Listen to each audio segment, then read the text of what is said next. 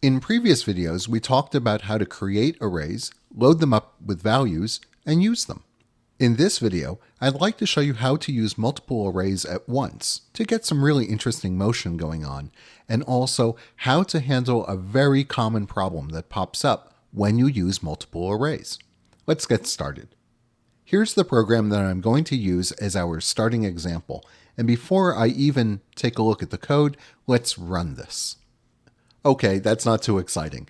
It draws 4 circles, they're horizontally spaced, they're vertically centered, and each one has a different radius. Let's look at the code. We actually saw a program just like this in one of the other array videos. In the first line, I declare an array called xCenter. It's an array of floats, and I already know what values I want it to have. I load it up with the values 200, 400, 600, and 800. So there are 4 values in there. Now, where did I get those numbers from? Well, I made them up, but I know that my window is going to be 1,000 units wide. So I thought, well, I'll just horizontally space out the circles. Then there's a second array called radius, and it's also an array of floats because it's declared as type float bracket bracket. And again, I knew the values I wanted to start out with, and I just picked some nice big numbers so I would get 4 circles of different sizes. Setup does nothing too interesting. It creates the graphics window and calls smooth. Draw also begins as usual. We have a background call for gray. I create a yellow color for filling. And now we have a for loop, and this is going to draw each of the circles. We can see that in the for loop, there's a call to ellipse, and that's the end of the loop. So this is just going to walk through the 4 entries in the arrays and draw a circle for each one. The way the for loop works is we begin by setting an integer called I to 0. And at the end of each loop, we're going to add 1 to it. So the test is the interesting thing. The test says we're going to keep going as long as I is less than xCenter.length.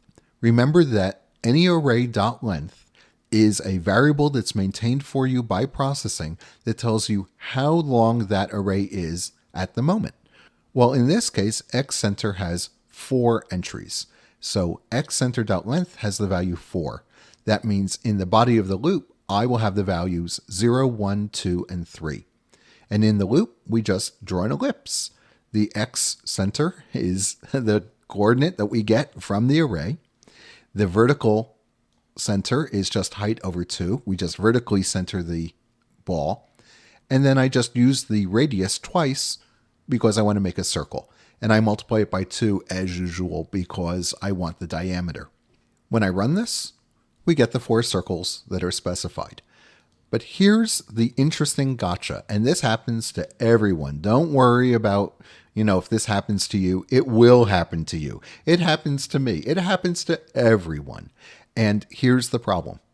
Notice that the for loop is running from 0 to xCenter.length. But in the loop, we're using both xCenter and radius. What if the radius array is smaller than the xCenter array? So let's go ahead and test that out. I'm going to now get rid of the last entry in radius. So now radius only has 3 entries. Yet in the loop, I'm still going to run I through the values 0, 1, 2, 3. So when we ask for radius sub 0, we're fine. When we ask for radius 1 and 2, we're fine. But as soon as we ask for radius sub 3, processing is going to get upset. It's going to say, I don't have a radius sub 3. And let's see what it looks like when processing gets upset in that way. This is what it looks like. I can't even click the go away box in the graphics window. This is one of those errors where you actually have to click the stop button in the processing window. So let's look at this error message. First of all, there's tons of junk in the debug window, in this little error window at the bottom. Let's ignore all of that. What we really do want to pay attention to is the message in the message bar. And if we look at this, it's crazy. It's array index out of bounds exception, which is all one word, and then 3. This is not too bad if we pull it apart. The first 2 words are array index. Okay, so the type of the problem here has something to do with an array index. Then it says out of bounds. The bounds of an array are the smallest and largest values that the index is allowed to hold. So for xCenter, the bounds would be 0 and 3 because we can ask for xcenter sub 0, 1, 2, or 3. In radius, the bounds are 0 and 2 because we can only ask for radius sub 0, sub 1, or sub 2. The last word is exception. Well, that's really the same thing as error. So there's an array index, out of bounds, error.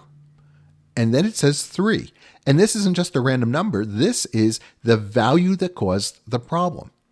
So it says you are asking for index entry 3 of an array, and that's out of bounds. I don't have it. Now, what would make this message really great is if it then said, and here's the array that caused the problem. It's radius. But it doesn't. We have to figure it out. So we look at the line that's highlighted in yellow, and we say, which of these arrays is possibly giving us a problem when we ask for entry 3? And this program is simple enough that we can just eyeball it and we can say, oh, it's radius because radius could only be 0, 1, or 2. Let's suppose that the program was complicated enough and you couldn't just eyeball it. I'll show you the typical things that we might do to debug this. One thing I often do is I'll print out the bounds of these arrays because we'll see later that the upper bound or length of the array can change.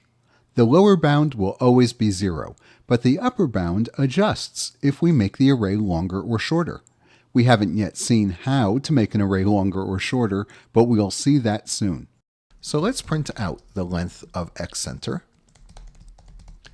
Since xcenter and radius are both in the line that's causing us problems, and radius.length.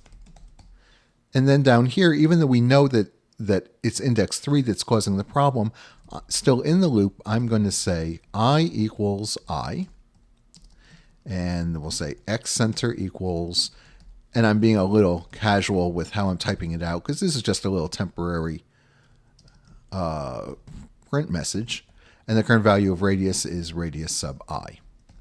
And you know what? Tell you what, let's go ahead and actually put the bracket I bracket into the thing we're printing just so that we know. All right, so now I'm going to run this again, and we have our error. I'm going to close the graphics box. Now let's scroll back up to the top above all of these error messages, and here's the stuff we printed out. So the first thing we see is xcenter.length equals 4. Check, that's what it ought to be. Then we see radius.length equals 3. Good. Now we get to the next line where we're in the loop. I is 0. We have a value for xcenter and a value for radius. Great. In the second line of the loop, we have a value for xcenter and radius. Now I equals 2. We have a value for xcenter and radius. And now we have our problem. So what happened? We know now it's I equals 3. Well, we knew that from the error message, but now we can really look at things and we say it's got to be radius that is the problem because xcenter has 4 values, which we can see from what we printed out. So if we forgot how we got into this problem or if the program wasn't simple enough, now we know it's radius that's the problem. And indeed, if I add that 4th radius back in there and I run the program again, it'll still print out all that debugging stuff, but now the program runs. So great, let's get rid of the debugging stuff.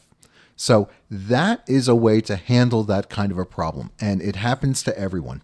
You lose track of how big your arrays are, and something goes wrong, and you get that error message. And then you go through, you figure out which array it was, and you clean things up.